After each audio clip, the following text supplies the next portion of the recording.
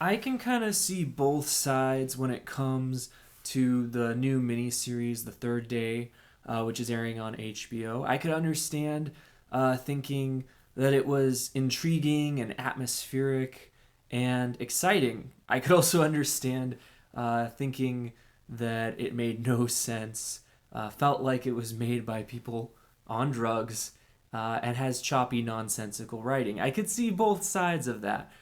So this review is going to be a little bit challenging because, based on one episode, I don't really know which side I'm ultimately going to come down on. But I'm intrigued by what I've seen so far, even if there are some storytelling deficiencies going on. So, in case you're unaware, The Third Day is, as I said, a miniseries on HBO. It stars Jude Law as Sam, a man who's having a very, very bad day. The story doesn't immediately reveal to you all the things that are going on with his character, so I'm going to avoid telling you those here just to avoid spoilers. But suffice to say, through a certain series of events, he finds himself trapped on this island with a bunch of locals who have ties to Druidism and are about to have this massive festival.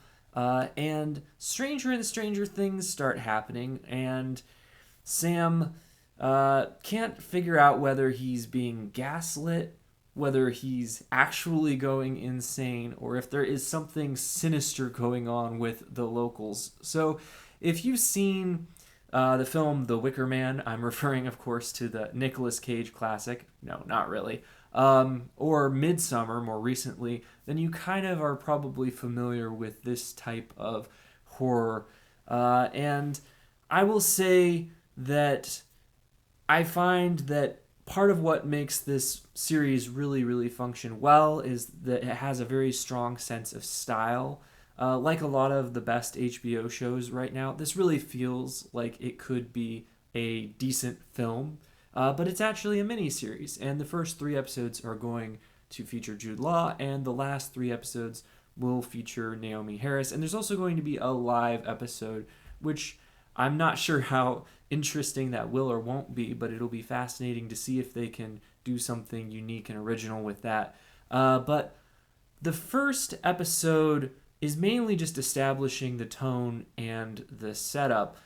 We get introduced to the supporting cast, which includes Emily Watson, Paddy Considine, and Katherine Waterston, who is playing another outsider on the island.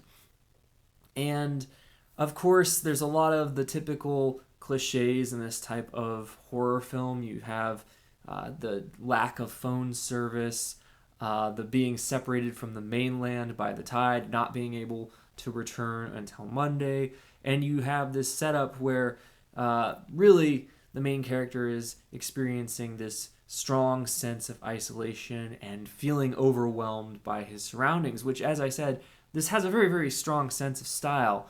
And I think that the directing is probably its best asset. It's directed by Mark Munden. Right now, it's a little typical. It's a little difficult to ascertain how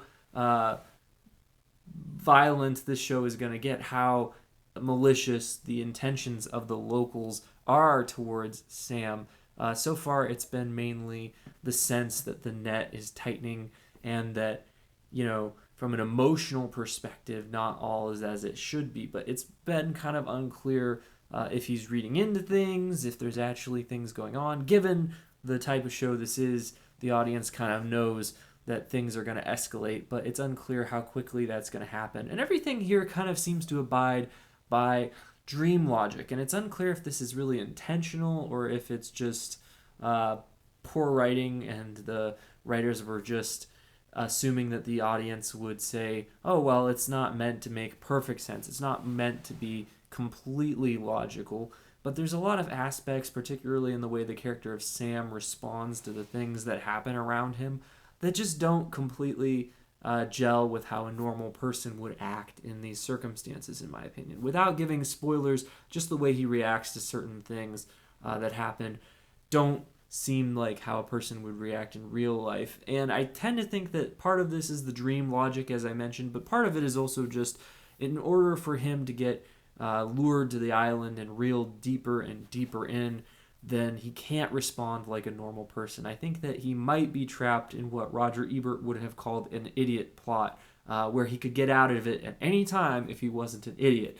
So I can understand people getting frustrated with those deficiencies in the writing, but I do think that the directing is very, very intriguing. The saturation of the colors is done in a fascinating way, so that you see that the greens kind of overwhelm everything, and a lot of the other colors are more desaturated and less overwhelming. And there's certain shots that kind of indicate to me that this is kind of showing how the atmosphere is slowly overwhelming Jude Law's Sam. I also like how the camera kind of blurs in and out of focus as Sam's emotional state is constantly shifting. And I think that for his part, Jude Law is fantastic here. He's finally getting the kinds of opportunities and recognition that he deserves. And he does a super good job here bringing gravitas and also just portraying the anguish that this character is feeling.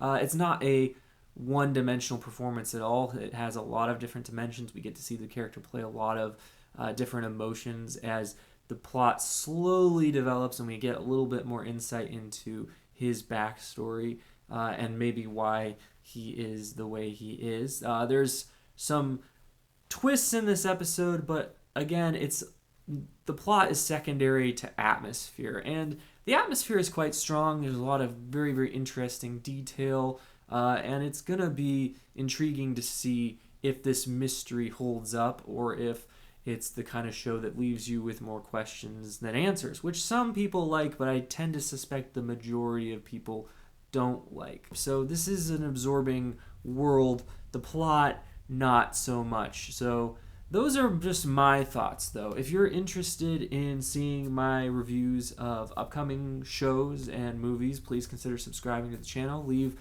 some thoughts of your own in the comments. And as always, you can watch more videos right now.